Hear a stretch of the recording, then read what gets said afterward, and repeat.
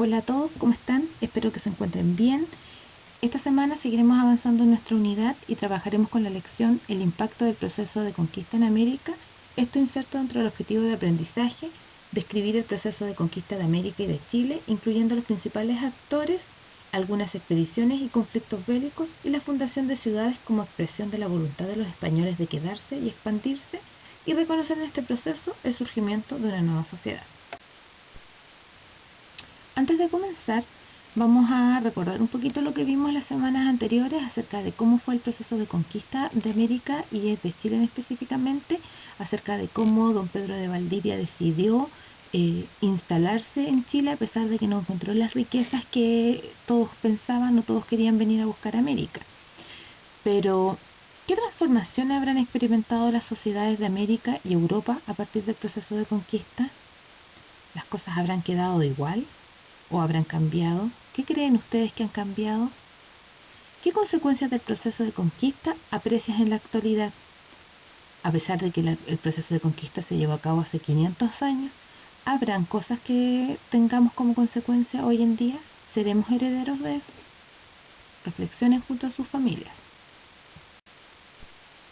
La colonización española tuvo como consecuencia la conformación de una sociedad diferente a la que existía en América antes del encuentro de ambas culturas.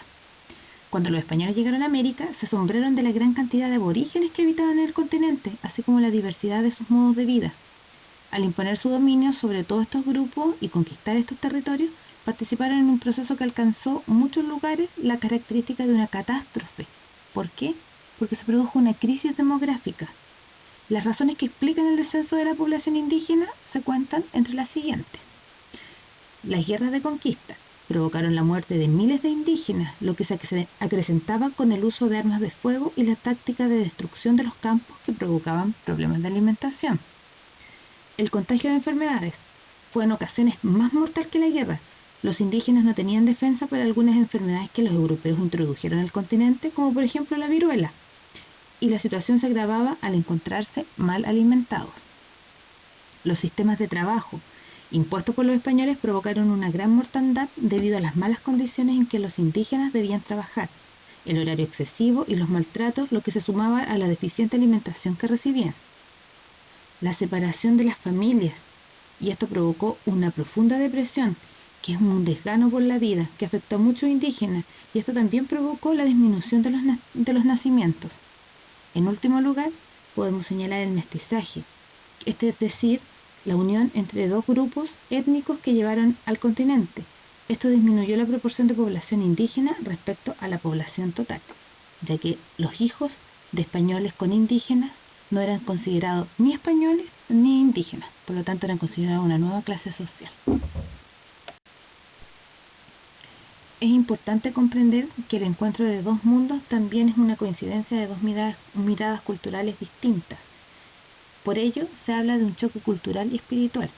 El encuentro entre españoles e indígenas americanos estuvo marcado por la sorpresa inicial al percatarse de sus diferencias y no entender bien cómo eran los otros. Aún después de que los nativos tuvieron informaciones sobre los recién llegados y viceversa, hubo desencuentros que llevaron a confusiones, a temores e incluso a cometer errores debido a las diferencias culturales. Si nosotros hoy día pensáramos cómo fue este encuentro entre españoles e indígenas, podríamos decir que hoy día llegara un extraterrestre, bajara una nave espacial y nos encontráramos con él de frente. Seguramente no sabríamos cómo comunicarnos, no sabríamos cuáles son sus intenciones, a qué vienen.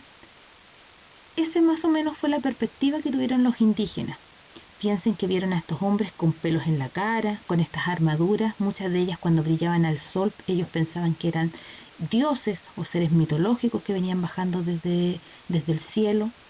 En el caso de los aztecas, pensaron que los españoles y Cortés en específico era su dios Quetzalcóatl que venía a liberarlos del yugo opresor de su dios.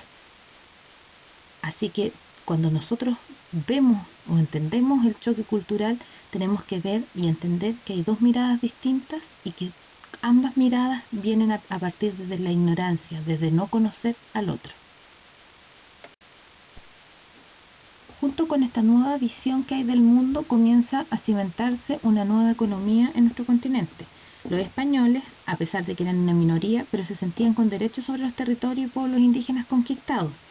Una de sus grandes aspiraciones, como ya lo habíamos visto anteriormente, era venir a América a vivir como señores, es decir, poseer tierras y personas a su servicio. Se hicieron dueños de grandes propiedades rurales dedicadas a la agricultura y a la ganadería y también organizaron la explotación minera. Todo ello utilizando el trabajo de los grupos sociales menos favorecidos. Las principales actividades que se desarrollaron durante la conquista y la colonia están ligadas a la minería, a la agricultura y la ganadería. Los españoles impusieron un nuevo sistema de trabajo con los indígenas, aunque no estaban autorizados para que fueran sus esclavos. La corona española había señalado claramente que los indígenas eran súbditos. Eso quiere decir que estaban bajo el dominio de la corona española y por lo tanto debían ser libres y pagar un tributo al rey.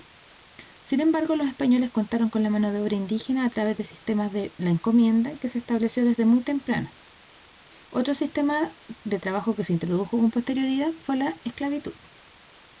La encomienda fue un sistema de trabajo mediante el cual un grupo de indígenas eran designados o encargados de un español al que debían pagar los tributos en vez de dárselos a la corona. A cambio de ello, el español, convertido en este caso en encomendero, debía evangelizarlos y protegerlos. En la práctica, este sistema se desvirtuó. Muchas veces los indígenas pagaban al encomendero no con productos, sino con trabajo para él.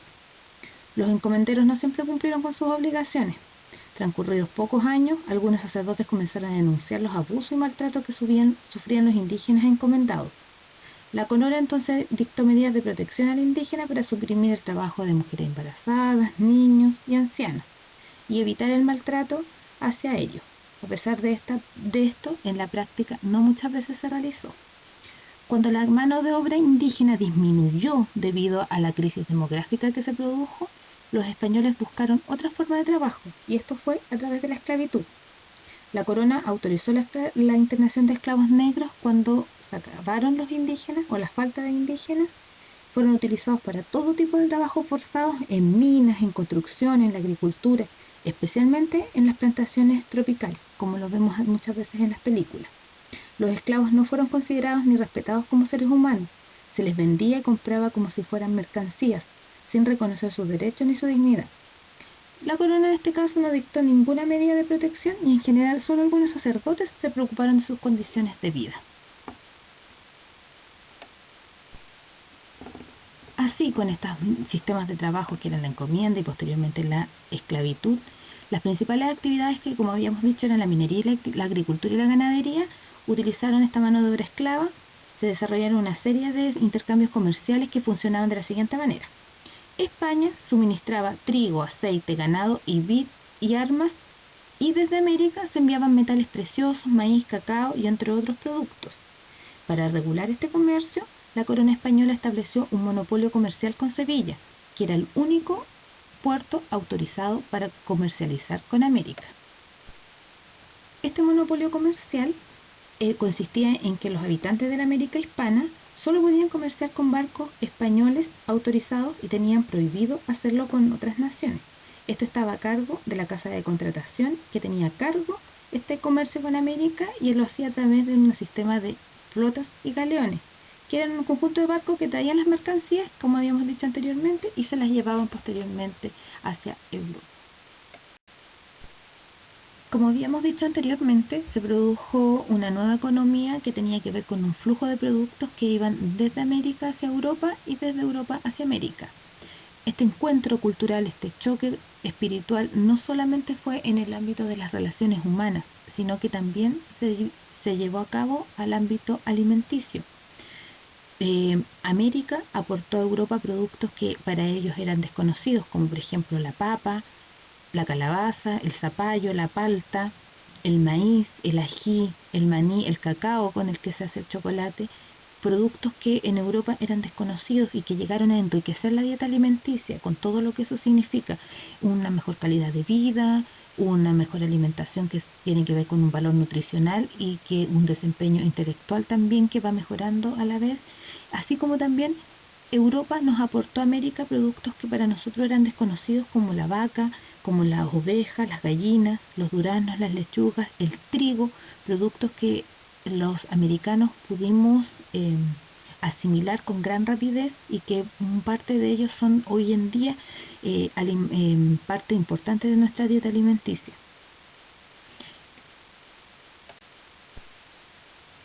Para finalizar, vamos a realizar una actividad que se llama el mestizaje de sabores y mestizaje de palabras.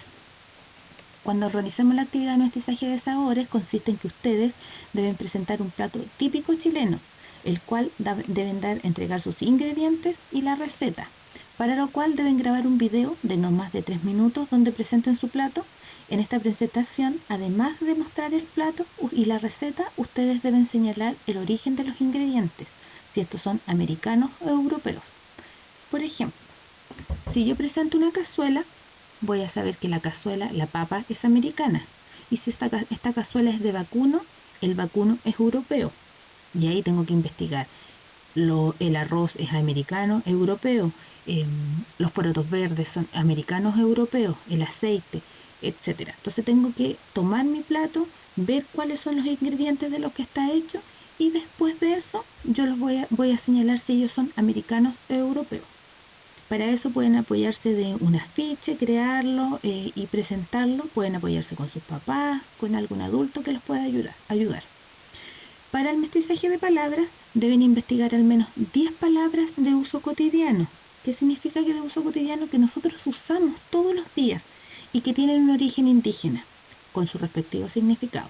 Por ejemplo, nosotros siempre usamos para identificar a los perros el término quiltro, que es una palabra que viene del mapudungún y significa perro mezclado o que no tiene raza. Esta investigación puede ser presentada junto al video del mestizaje de sabores, crear un diccionario o un afiche o hacerlo en su cuaderno y me van enviando las imágenes. Espero que les quede claro. Recuerden hacer su plato, presentarlo y presentar su diccionario de palabras. Que estén muy bien, que tengan una muy buena semana. Cualquier duda, no duden en contestar, en llamar.